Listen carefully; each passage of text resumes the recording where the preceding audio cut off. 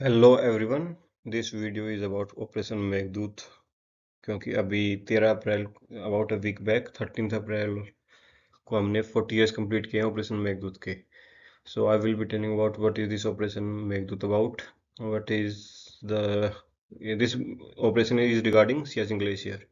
So what is the importance of Siachen Glacier? What is the history of history, geographical location, significance of Siachen Glacier? Indo Pak relations में कैसे important है ये Siachen glacier के around हम Indo Pak relations देखेंगे. And L O C L A C क्या है, point N J 9842 क्या है. So let's go ahead with the video. तो पहले हम देखते हैं सियाचिन ग्लेशियर के लोकेशन एंड हिस्ट्री के बारे में. उसके लिए हमें पहले इंडिया और पाकिस्तान की थोड़ी हिस्ट्री, बैक टू हिस्ट्री जाना पड़ेगा. सो इंडिया और पाकिस्तान जब 1947 में इंडिपेंडेंट हुए, दोनों अलग अलग नेशंस क्रिएट कर दिए गए थे. सो जब इंडिया और पाकिस्तान के बीच वॉर स्टार्ट हुआ 1947 में, 1947 में पाकिस्तान ने अपने यहाँ से पाकिस्तान ने हमारे India Jammu and Kashmir state के ऊपर अटैक किया. एंड फिर जम्मू कश्मीर इंडिया का पार्ट बन गया, राजा हरि सिंह ने ट्रीटी साइन की. तो फिर इंडियन आर्मी ने एक्ट किया और फिर पाकिस्तान वाले वापस चले गए. लेकिन ये जो ग्रीन पोर्शन है, ये पूरा उन्होंने ऑक्यूपाई कर लिया था, इलीगली ऑक्यूपाई कर लिया था. ये जो पूरा रीजन है, ये जो रीजन है, ये पूरा रीजन उन्होंने ऑक्यूपाई कर लिया था पाकिस्तान वालों ने. ये जो पूरा मेंशन है, ये जो भी मैंने मार्क किया, ये पूरा उन्होंने ऑक्यूपाई कर लिया. तो ये ऑक्यूपाई किया तो 1949 में कराची एग्रीमेंट हुआ. कराची एग्रीमेंट 1949 में हुआ, सीज फायर एग्रीमेंट हुआ कि इन्होंने जितना ऑक्यूपाई कर लिया है वहीं अभी हम एक टेम्परेली बाउंड्री ड्रॉ करेंगे, बॉर्डर ड्रॉ करेंगे. उसको कहा था एलओसी. एलओसी मतलब लाइन ऑफ कंट्रोल.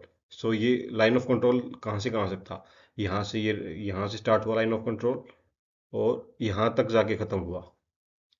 तो लाइन ऑफ कंट्रोल यहाँ ख़त्म हुआ. इस पॉइंट को पॉइंट 9 9 जे 9 NJ 9842 कहा.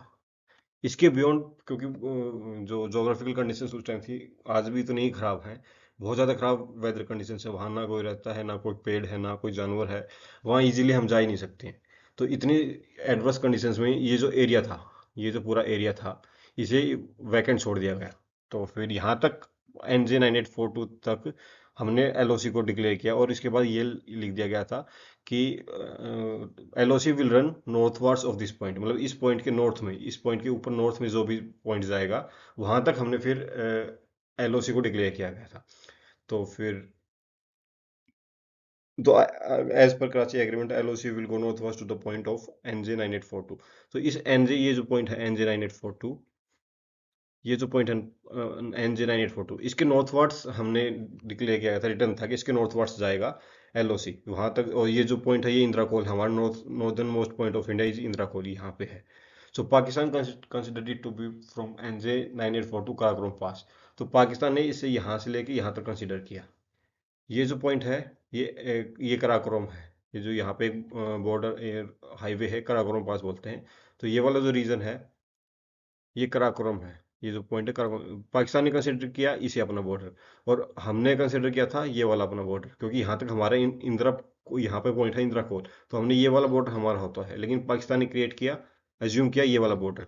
फिर पाकिस्तान ने स्टार्ट किया किया था कि जो कुछ यूरोपियंस माउंटेनियरिंग के लिए आते थे, मतलब अपने पहाड़ों पे चढ़ने वाले शौक था, वो आते थे. लेकिन हमारे इंडिया की तरफ से सियाचिन ग्लेशियर बहुत ज़्यादा स्टीप था, वो पाकिस्तान की तरफ से थोड़ा सा कम स्टीप था इस पीओके से. जो ये इंडिया का पार्ट है लेकिन पाकिस्तान ने ऑक्यूपाई किया है, इस रीजन से थोड़ा कम स्टीप था.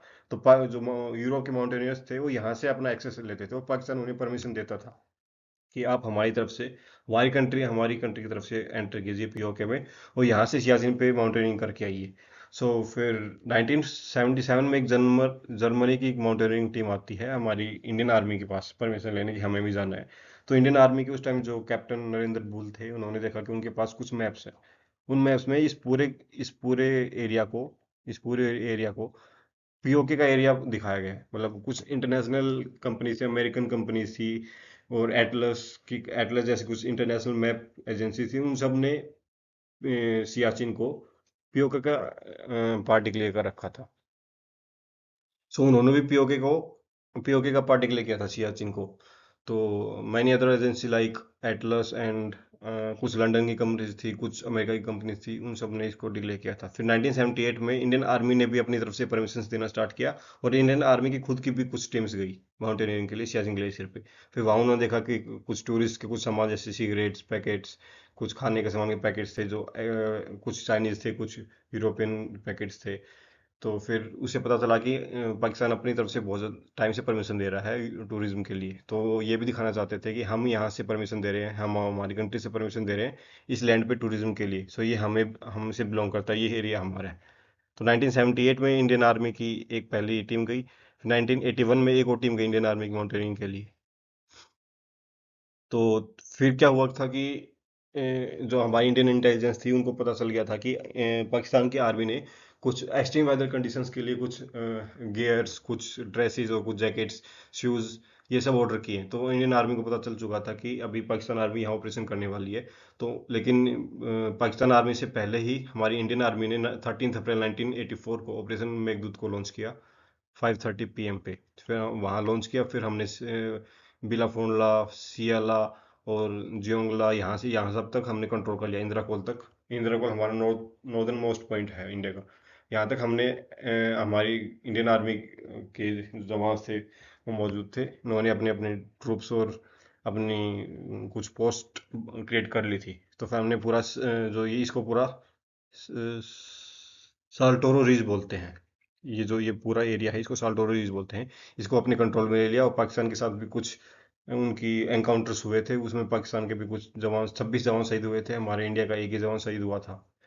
तो इस प्रोसेस में इंडियन आर्मी ने अपने सियाचिन ग्लेशियर पे पूरा अपना कंट्रोल ले लिया। तो पाकिस्तान ने जो ऑपरेशन लॉन्च किया था उसको ऑपरेशन अबबिल बोलते हैं। उन्होंने अपना नाम रखा था अबबिल, जैसे हमने मेघदूत रखा था, उन्होंने अबबिल रखा था, लेकिन उनका सक्सेसफुल नहीं हुआ। इंडियन आर्मी का सक्सेसफुल हुआ, हमने सियाचिन ग्लेशियर को कैप्चर कर लिया। फिर और भी होते रहे, फिर जून ये अप्रैल में हुआ था, फिर जून में भी उन्होंने कुछ अटैक्स किए, अगस्त में भी 2-3 अटैक्स किए 1984 में ही, वो सब फेल हुए। फिर 1987 में एक उन्होंने क्वेदा पोस्ट बना ली, मतलब उन्होंने अपने एक छोटी सी पोस्ट बना ली इंडियन आर्मी की हाइट से भी ऊपर, जो ज़्यादा हाइट पे है वो ज़्यादा एडवांटेज में है। लेकिन हमने ऑपरेशन राजीव लॉन्च किया, और उस पोस्ट को भी कंक्वायर करके हम हमने हमारे पास रख लिया, और उसको बानो पोस्ट बोला था कि सूबेदार मेजर या फिर नायब सूबेदार थे, उन्होंने उस ऑपरेशन राजीव को हेड लीड किया था। तो उसको फिर बाना टॉप, उस पोस्ट को बाना टॉप का नाम दिया गया, और साल्टोरो रिज पे पूरा कंट्रोल ले लिया। तो इस साल्टोरो रिज को कंट्रोल लेने के लिए के बाद इस लाइन को एजीपीएल बोल दिया, एक्चुअल ग्राउंड पोजिशनिंग लाइन, और इंडिया ने डिक्लेयर किया कि ये एजीपीएल है। ये जो है साल्टोरो रिज, इसी को एजीपीएल डिक्लेयर कर दिया कि एक्चुअल ग्राउंड पोजिशनिंग लाइन ये है। तो इस साल्टोरो रिज के इधर ये ज़्यादा हाइट पे है, और ये वाला जो रीजन है नीचे वाला, ये जो वेस्टर्न रीजन है, ये पीओके का है, ये कम हाइट पे। तो पीओके की साल्टोरो रिज के अलोंग साइड पैरेलल में पीओके की पोस्ट, पाकिस्तान आर्मी ने अपनी अपनी अपनी पोस्ट बना रखी है, और हाइट पे कौन सी है, हमारी पोस्ट है। तो हम ज़्यादा उनसे ज़्यादा एडवांटेज पे हैं, तो फिर वो अटैक कर भी नहीं सकते, ना वो अपने को कंक्वायर कर सकते हैं। तो इसलिए हमारे एडवांटेज में, और ये पूरा हिस्सा अभी इंडियन आर्मी के कंट्रोल में है। ये एजीपीएल है, ये जो ये जो रेड मार्किंग है, ये एजीपीएल और साल्टो रिज दोनों है, 110 किलोमीटर लॉन्ग वेस्टर्न फ्रंट पे है। सो यही थी हमारी इसकी हिस्ट्री। 1984 13 अप्रैल हमने अचीव कर लिया था। फिर इसकी सिग्निफिकेंस क्या है, इसकी सिग्निफिकेंस यही है कि हमारे पास स्ट्रेटेजिक एडवांटेज रहती है, हम हाइट पे हैं, और ये लोकेशन भी तो पूरा एक ट्राई जंक्शन है ना, इधर से पाकिस्तान, उधर से चाइना, नीचे इंडिया, तो ट्राई जंक्शन पे सियाचिन ग्लेशियर। तो ट्राई जंक्शन पे होने के बाद हमारे पास दोनों साइड से थ्रेट है, क्योंकि चाइना भी हमारा एनिमी है, पाकिस्तान भी एनिमी है, हम दोनों के साथ हम वॉर्स लड़ चुके हैं। और इन जो चाइना का बेल्ट एंड रोड इनिशिएटिव है, BRI, belt and road initiative, उसके थ्रू ये ऑलरेडी पीओके के थ्रू ये एक हाईवे बना चुका है पाकिस्तान, जो कराकोरम हाईवे है। पाकिस्तान पीओके, जो पाकिस्तान ऑक्यूपाइड कश्मीर है, उसको स्काई चीन से ज्वाइन करते हैं, जो स्काई चीन लद्दाख का पार्ट है, जो चाइना ने कैप्चर कर रखा है, उन्हें ऑलरेडी ज्वाइन कर चुका है। अगर चाइना या पाकिस्तान किसी के पास भी सियाचिन ग्लेशियर के पास एक्सेस रहता है, कंट्रोल रहता है, तो हमारी इंडियन सिक्योरिटी के लिए थ्रेट है। सो ये स्ट्रेटेजिक एडवांटेज है हमारे पास, पाकिस्तान और चाइना के बीच एक जो कनेक्शन हो सकता है, लिंक हो सकता है, उसको ब्रेक करता है। पीओके के ऊपर हम नज़र रख सकते हैं, पूरी पीओके के ऊपर हम नज़र रख सकते हैं, क्योंकि इंडियन जो सियाचिन ग्लेशियर है वर्ल्ड का top battle field, highest battle field है, इसके ऊपर कोई भी बैटल फील्ड नहीं है, सबसे ऊपर लड़ाई यहीं हुई है। तो इसके ऊपर इंडियन आर्मी का एक्सेस है, इंडियन आर्मी का कंट्रोल है, तो हम पीओके के ऊपर नज़र रख सकते हैं। Prevents ingress from Pakistan and China, Pakistan China enter नहीं कर सकते। एंड ऑल्सो वेरी इंपॉर्टेंट, यहाँ बहुत सारी रिवर्स निकलती हैं, जो सियाचिन ग्लेशियर, क्योंकि ग्लेशियर है यहाँ से पिघलती हैं बर्फ़, तो बहुत सारी रिवर्स निकलती है, जैसे ये जो नुब्रा रिवर है, ये निकल रही है यहाँ से। ये नुब्रा रिवर यहाँ से निकल के श्योक में मिलती है, ये श्योक रिवर जाके फिर इंडस में मिलती है, फिर इंडस यहाँ से जाके पाकिस्तान में जाती है। तो इस इसके ऊपर भी हमारा एक्सेस है, क्योंकि जो मिलियंस ऑफ फ्रेश वाटर है, इस जो इसके ओरिजिन पे हमारा कंट्रोल है। अगर पाकिस्तान या चाइना का यहाँ कंट्रोल रहेगा, वो यहाँ डैम्स बना सकते हैं, वहाँ एनर्जी जनरेट कर सकते हैं, जो इलेक्ट्रॉनिक चिप्स, माइक्रो चिप्स बनती हैं, उनको उनकी फैक्ट्रीज के लिए भी फ्रेश वाटर नेसेसरी होता है। तो उसके ऊपर भी हमारा कंट्रोल है, क्योंकि इंडिया और पाकिस्तान के बीच इंडस वाटर ट्रीटी भी साइन हुई थी 1960 में।